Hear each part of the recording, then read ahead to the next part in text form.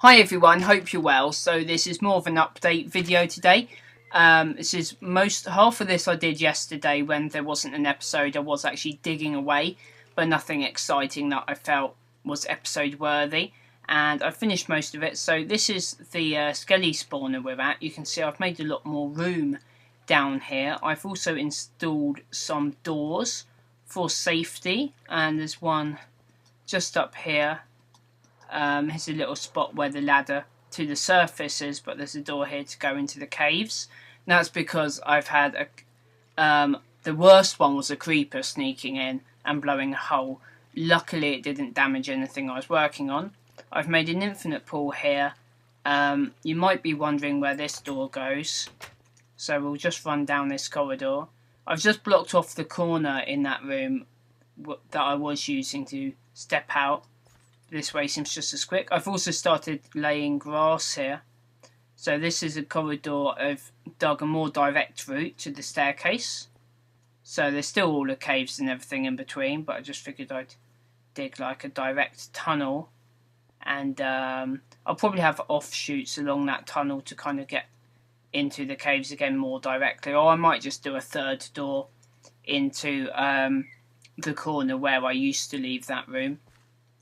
There was grass already down here, which I vaguely remember laying down at some point in the past. I think I did actually have a system of getting the grass down here myself. I mean, to be fair, that's the only explanation for it being down here. So I think I did that, but either way, there was a couple of blocks, so I've decided to start getting it growing down our corridor, and I might have to dig it into the floor if I want grass over here. So I figured it'd be nice having a big grassy area here underground in our new, in this new little base of operations I'm making.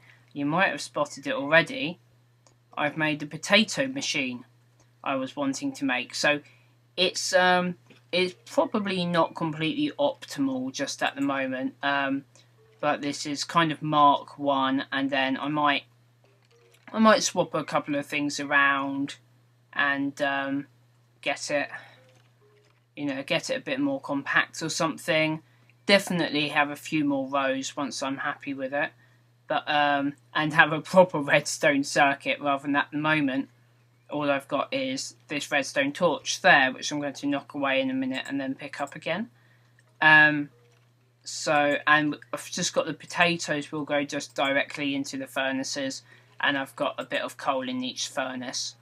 I've decided I'm going to use the coal as normal coal again for a bit. That includes a furnace over there, because using the blocks of coal, it doesn't make any difference. However, a block of coal burns like 9 pieces of coal, and when I'm just throwing a little bit in, I'm worried that the block keeps on burning and it is actually wasting some of it.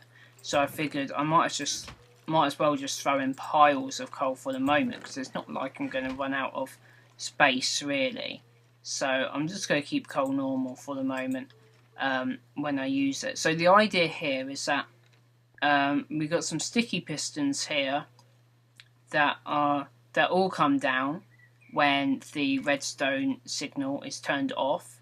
And I've set it up like this with the big gap with some of them up and some of them down, because if the redstone lines are too close together, they just join up and they don't go into the piston anymore, which is quite annoying. But this is a workaround I found. There might be a even more compact way of doing it, so that's one of many things I might change about this design. And then these potatoes are all grown mostly through the use of a bone meal, but it's still, so yeah, bone meal makes growing them a lot quicker. I still think this type of machine's the quickest way to gather them, and more specifically, well, I could run around and gather them. More specifically, it sends them all into the furnaces to bake. So I think that's a really cool system. And definitely, it definitely makes it a little bit easier. So I missed some of that, but you see the water makes them calm down. on the tide, or whatever you want to call it. So a couple of them seem to be are stuck along there, but we'll deal with them in a minute. I still don't have any really good system for actually saving some to replant, so that might be something I need to think about. But as you can see, they've all gone into the furnace, so they're all going to bake, so I think that's pretty cool. But as long as I have a few, I can start replanting them.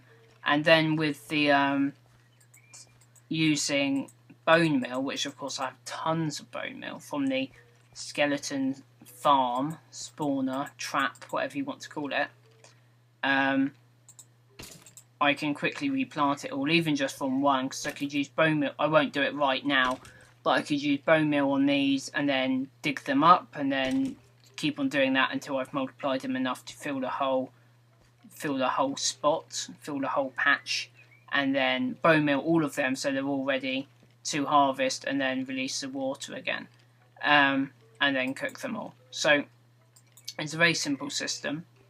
So I can see ways where I could automate it even further, and you know, one of these could go into a chest instead of a furnace, and then that would always ensure that there was some going into the chest so that I didn't cook all of the available potatoes and stuff. But I think I'm always going to be on hand to actually press, well, what will eventually be a lever, and I can always make sure I jump up and grab some like I did just then. So I could change this here so that it's a full wall, and then there's potatoes that landed on the side. That won't be a problem because I won't be able to. So anyway, that's the potato machine for now, baked potato machine to be more specific. So that'll do like a stack or a couple of stacks of baked potatoes in each harvest. I've already got a stack here, as you can see, so I don't need to pick up those new ones just yet. And then the skeleton farm's been quite busy, and I've managed to. I went on a big mining expedition, and I've still got a bit of iron left there. As you can see, there are iron doors that I put in place as well. And what I've done is I've enchanted some iron armor. So I was waiting until on camera to actually use these. So I've also enchanted an iron sword, which has knockback, which is brilliant for creepers. I've already sent a couple flying when I've been out mining. That item I have used already. But now we've got a full enchanted. These are just the first level 30 enchants I got so far. So there's fire protection, bit hit and miss. When we're just in normal situations, it's not that often needed. But projectile protection, very useful. Thorns, possibly useful. Protection again, and blast protection and feather falling, which will hopefully be very useful. So I think that'll keep us a lot safer when out mining, and it's easy to create more. It takes a little while just to grind up the levels, but it's you know, considerably quicker than actually going out and hunting wild mobs, of course. So that's all good. So I think that's all for today. I just thought I'd show you what I've been up to today and yesterday, and I'll maybe go on a mining expedition tomorrow, and we can have a bit of an adventure with this new gear and explore some more caves. And I have actually found one diamond at least. I need to find where it was again though, because the caves are so sprawling that I found one. There's one visible. There might be more behind it, and I didn't have an iron pick, so I left it. So I'll go off and try and find that again, I think, next time. And so that's all for today. Leave suggestions in the comments as always, and I will see you next time.